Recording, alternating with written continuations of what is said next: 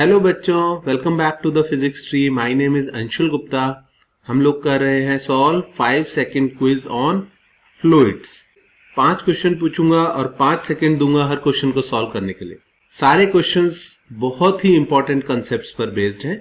मेरा मोटिव किसी को डिस्करेज करना नहीं है। अगर सॉल्व होते हैं अच्छी बात है, नहीं होते हैं तो मैं तुरंत एक्सप्लेनेशन भी बताऊंगा। I just hope to remind you of the most important concepts, क्योंकि एग्जाम्स बहुत ही क्लोज हैं और आप लोग अपने टीचर्स से नहीं मिल पा रहे हो, उनसे कनेक्ट नहीं कर पा रहे हो, तो आई होप कुछ इंपॉर्टेंट कॉन्सेप्ट्स आपको याद दिला सकूं बाय दीज वीडियोस। पहला क्वेश्चन देखते हैं। क्वेश्चन है, if a stone placed in a boat is dropped into the pond, the level of water in the pond will go up और डाउन। अगर एक स्टोन को जो एक बोट में रखा हुआ है हम पानी में गिरा देते हैं तो लेवल ऊपर जाएगा या नीचे जाएगा। तो पहले तो स्टोन को बोट में पहुंचाते हैं,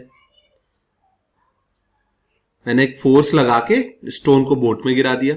अब बोट से मैं वापस से एक फोर्स लगा के स्टोन को पानी में गिराऊंगा। तो कई बार लगता है कि स्टोन को पानी में गिराएंगे तो लेवल तो ऊपर जाना चाहिए, और सही भी बात है। जैसे ही स्टोन पानी में गिरेगा थोड़ा सा लेवल ऊपर जाएगा। आप रिवाइंड करके देख लो, थोड़ा सा लेवल ऊपर गया। लेकिन अब ये बोट पानी के अंदर नहीं रुकेगी, क्योंकि इस पर जो इतना बड़ा फोर्स लगा हुआ था वो हट गया, और हट गया तो ये बोट पानी के बाहर जाएगी। और जब ये बोट पानी के बाहर जाएगी तो लेवल काफी ज्यादा नीचे जाएगा। ऐसा इसलिए क्योंकि जब ये स्टोन जब बोट के ऊपर रखा था तो इसने बोट का बहुत सारा वॉल्यूम पानी के नीचे दबा रखा था। जैसे ये स्टोन पानी में गिरा, पानी जरा सा ऊपर गया, लेकिन जब बोट पानी से बाहर निकली तो पानी बहुत ज्यादा नीचे जाएगा। Overall the water level will go down. आई बात समझ में? नेक्स्ट क्वेश्चन देखते हैं। Cork is floating in a glass with half the volume inside the water. एक कॉर्क है, पानी में फ्लोट कर रहा है, half the volume inside half outside. ठीक है। If the glass is placed in a lift, अगर इसको उठा के एक लिफ्ट में रख दिया मैंने, and the lift is accelerated upward, और लिफ्ट को ऊपर की तरफ एक्सेलरेट कर दिया, तो the fraction of volume inside water will remain same और इंक्रीज। क्वेश्चन है बच्चों, जब लिफ्ट ऊपर की तरफ एक्सेलरेट होगी तो ये जो कॉर्क है ये अभी भी पानी के अंदर उतना ही रहेगा या ज्यादा पोर्शन चला जाएगा अंदर? उतना ही रहेगा या ज्यादा पोर्शन चला जाएगा? तो क्या लगता है आपको? पॉज करके डिसाइड कर सकते हो, या फिर मैं बता देता हूं। The real answer is it will remain same. अब आपने हो सकता है सोचा हो कि ज्यादा चला जाएगा। सर, ज्यादा नहीं जाएगा, इट विल रिमेन सेम। ये वाली पोजीशन करेक्ट है। क्यों? ध्यान से सुनना बच्चों। आपको लगता है कि ऊपर लिफ्ट एक्सेलरेट कर रही है, कोई बात नहीं, हम लिफ्ट के फ्रेम में क्वेश्चन को सॉल्व करेंगे, और लिफ्ट के फ्रेम में हम क्या क्या फोर्सेस लगाएंगे। अगर लिफ्ट ऊपर एक्सेलरेट कर रही है तो इस पर हम एक mg तो लग ही रहा था, साथ में एक सूडो फोर्स और लगा देंगे नीचे की तरफ। और चूंकि अब नीचे की तरफ फोर्सेस ज्यादा है तो ज्यादा पोर्शन अंदर चले जाना चाहिए। बट बच्चों, जो बॉयंसी फोर्स होता है ना, यहां पर अगर नीचे की तरफ सूडो फोर्स बढ़ा तो ऊपर की तरफ जो बॉयंसी फोर्स लग रहा था वो भी उसी रेशियो से इंक्रीज हो चुका है। जो बॉयंसी फोर्स होता है वो वेट ऑफ लिक्विड डिस्प्लेस होता है। इस केस में वो apparent weight of liquid displace हो जाएगा। एपरेंट मतलब बॉयंसी जो रो ऑफ लिक्विड Vg होती है, वो इस केस में rho of liquid Vg plus A हो जाएगी। तो बच्चों, सूडो फोर्स एक्स्ट्रा आया, बॉयंसी एक्स्ट्रा बढ़ गई, रेशियो अभी भी सेम रहेगा। बॉयंसी फोर्स एपरेंट वेट होती है, एपरेंट वेट ऑफ लिक्विड होती है। ओके, आपने वेट ऑफ लिक्विड पढ़ा होगा, एपरेंट वेट होती है। नेक्स्ट क्वेश्चन देखते हैं बच्चों। क्वेश्चन है, a stone weighs 20 kg in air, 15 kg in water. How much will it weigh in a liquid of relative density 1.6? ये एक स्टोन को एक स्प्रिंग से टांगा मैंने, और पता चला कि स्प्रिंग बैलेंस ने कितनी रीडिंग दी? 20 kg। नेक्स्ट केस में मैंने नीचे पानी रख दिया, वाटर, ओके, और फिर से वही काम किया। इस बार स्प्रिंग बैलेंस की रीडिंग थोड़ी कम आई। कितनी आई? 15 kg। तो बच्चों, फर्स्ट थिंग फर्स्ट, अगर 15 kg रीडिंग आई, इसका मतलब वाटर ने कितनी बॉयंसी लगाई इसके ऊपर? 5 kg की। ये चीज पकड़ लो। भाई हवा में रीडिंग 20 kg आई और वाटर में रीडिंग 15 kg आई, तो क्यों कम आई? अरे वाटर ने बॉयंसी फोर्स लगाया होगा। कितना लगाया होगा? 5 kg का। ये समझ में आ गई बात या नहीं? अब how much will it way in a liquid of relative density 1.6? तो बड़ा आसान है, ओरली कर देंगे। मान लो ये वो वाला लिक्विड, जो भी लिक्विड है, फिर से इसको छोड़ा, तो जब ये अंदर आएगा तो ये लिक्विड फिर से बॉयंसी फोर्स लगाएगा। बच्चों अगर वाटर ने 5 kg का बॉयंसी फोर्स लगाया था तो ये लिक्विड का बॉयंसी फोर्स उससे ज्यादा होगा। क्यों? क्योंकि इसकी डेंसिटी 1.6 टाइम्स है वाटर के, तो इसका बॉयंसी फोर्स भी 1.6 टाइम्स होगा। तो कितना होगा? 5 इंटू 1.6 यानी 8 kg का बॉयंसी फोर्स होगा, यानी 80 न्यूटन। 8 kg का फोर्स मतलब 80 न्यूटन, ठीक है। तो बच्चों जब 20 kg इसका एक्चुअल मास है और 8 kg का बॉयंसी फोर्स हो गया, तो कितनी आएगी रीडिंग? ऑब्वियस सी बात है 12 kg आएगी।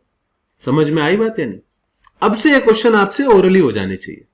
अगर आपने ये कंसेप्ट सच में सीखा और वैल्यू करते हो तो कम से कम कमेंट में मुझे जरूर बताना कि हाँ सर कुछ फायदा हो रहा है। ओके, क्योंकि that will keep me motivated to make more and more such videos. Okay, teachers को भी थोड़े से मोटिवेशन की जरूरत। Anyway, next question. If a hole is drilled in the side of a wall of a container, एक container है उसकी side में एक छेद बना दिया, ये छेद बना दिया, इसमें से पानी बाहर निकलेगा। Okay, the water leaks out with velocity v।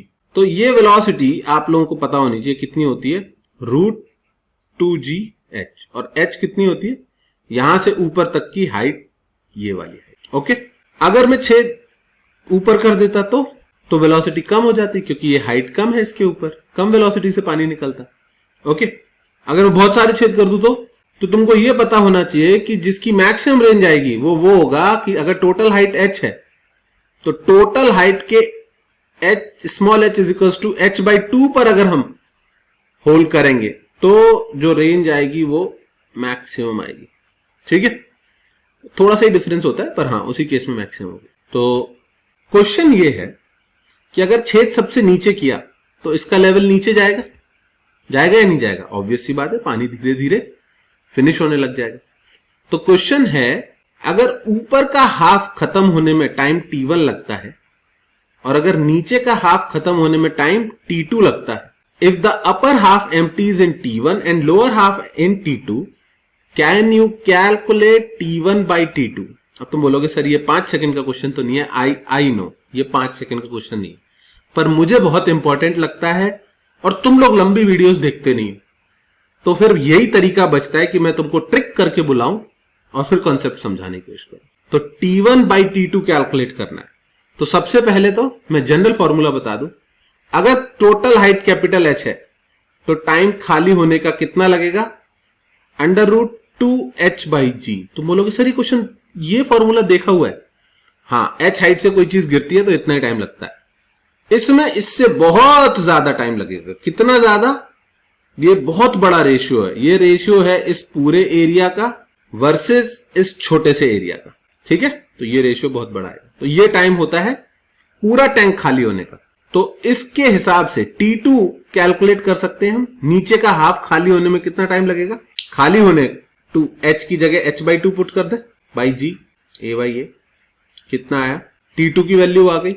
और ये जो टोटल टाइम था इसको मैं T1 प्लस T2 लिख सकता हूं या नहीं लिख सकता? ओके, तो T1 प्लस T2 अगर इसको लिख दिया तो T1 की वैल्यू भी आ जाएगी, T माइनस T2 कितनी आएगी वो ध्यान से देखना, √2 - 1 कॉमन आ जाएगा और बाकी की सेम वैल्यू h/g a/a। क्या रेशियो आया बच्चों? √2 - 1:1। ये मुझे बहुत इंपॉर्टेंट लगता है, आई एम सॉरी, ये 5 सेकंड का क्वेश्चन नहीं था, कम से कम 1 मिनट लगेगा, but still it was very important. Last question छोटा है, I promise. Okay, if a thin glass capillary is dipped in a liquid, अगर एक ग्लास कैपिलरी लिक्विड में डुबोई जाए तो लिक्विड उसमें कैपिटल H हाइट तक चढ़ जाता है। इस H की वैल्यू आपको पता होनी चाहिए, मतलब इसको अभी नहीं चाहिए, लेकिन 2t cos theta upon ρgr, ये फॉर्मूला आपको डेरिवेशन आना चाहिए। अभी मैं नहीं करके दिखा रहा, तुम गुस्सा हो जाते हो कि सर लंबी वीडियो खींच दी आपने। अब क्वेश्चन ये है, if the total length of capillary above water is less than h, अगर इस कैपिलरी की लेंथ h से कम होती व्हाट विल हैपन? ये सिचुएशन है, कैपिलरी की लेंथ h से कम है, तो क्या पानी बाहर निकल जाएगा, या ऊपर तक पानी आएगा और शेप कॉनकेव रह जाएगी, या पानी आएगा और टॉप मोस्ट पॉइंट पर सरफेस जो है वो फ्लैट सरफेस हो जाएगी, और लास्ट ऑप्शन कि पानी ऊपर तक चढ़ेगा और जो सरफेस है वो कॉन्वेक्स हो जाएगी इस तरह से। तो बच्चों पहला ऑप्शन तो सरेआम गलत है। वाटर ऊपर तक आके अगर बाहर निकलने लग जाए तो हमारे पास इनफाइनाइट वर्क डन की मशीन बन जाएगी, मतलब हम इससे इनफाइनाइट वर्क कर सकते हैं बिना कुछ इनपुट डाले। वो गलत है, वर्क एनर्जी थ्योरम अलाउ नहीं करती। इन तीनों में से कौन सा होगा? तो पहले बता दूं कि अगर इस तरह की सरफेस बनती तो सरफेस टेंशन का फोर्स नीचे की तरफ होता, अगर नीचे की तरफ होता तो ये इस पानी को ऊपर ही क्यों खींचता? ये गलत है। अगर फ्लैट सरफेस होती तो सरफेस टेंशन का फोर्स ऐसे ऐसे होता, तो भी ये वाला लिक्विड को हवा में कौन रोकता अगर ये दोनों फोर्स कट जाते? तो ये भी गलत है। The correct is this. तो तुम बोलोगे सर ये तो यहां भी था। ये इसमें और इसमें एक फर्क है, और वो है एंगल ऑफ कॉन्टैक्ट। ये हाइट कम करने का एक ही तरीका है कि थीटा की वैल्यू बढ़ जाए, कॉन्टैक्ट का एंगल बढ़ जाए। अगर थीटा की वैल्यू बढ़ेगी तो कॉस थीटा की वैल्यू कम हो जाएगी और एच की वैल्यू कम हो जाएगी। समझ में आई बात है? नहीं तो कम हाइट में कैसे एडजस्ट करेगा ये? थीटा की वैल्यू बढ़ा। Is that clear? ये मेरे को बहुत इंपॉर्टेंट क्वेश्चन लगता है, क्योंकि छोटा सा क्वेश्चन है, बिना कैलकुलेशन के हो जाता है और काफी कंफ्यूजिंग है, सब गलत मार्क करते हैं। तो बच्चों आई होप मैंने किसी को डिस्करेज नहीं किया हो। मेरा मोटिव डिस्करेज करना नहीं है, मैं बस कम से कम टाइम में ज्यादा से ज्यादा चीजें बताने की कोशिश कर रहा हूं। ओके, अगर कुछ नया सीखा हो तो किसी अच्छे दोस्त के साथ शेयर करना, किसी को बताना। आप लोग एक एक दो लोगों को बताओगे और उसी से शायद लोगों को मेरे बारे में पता चलेगा। ठीक है, ये सारे एनिमेशंस मैं खुद डिजाइन करता हूँ, खुद ही कोडिंग करता हूँ, और YouTube पे पढ़ाना सीख रहे तुम लोग पढ़ना सीख रहे हो, हम लोग पढ़ाना सीख रहे हैं। ठीक है, चलो नेक्स्ट क्विज मैं सिंपल हार्मोनिक मोशन पे बनाऊंगा, एक दो दिन में अपलोड कर दूंगा। बेस्ट ऑफ लक तुम्हारे एग्जाम्स के लिए। फोकस रहना, क्वेश्चन सॉल्व करते रहना, अच्छी क्वालिटी के क्वेश्चन सॉल्व करते रहना, और कोशिश करना किसी ना किसी टीचर के टच में बने रहो। डाउट्स अपने क्लियर कर लो, क्योंकि अगर डाउट्स पाइल अप हो गए तो वाट लग जाएगी एग्जाम में। Okay, once again my name is Anshul Gupta. See you in the next video.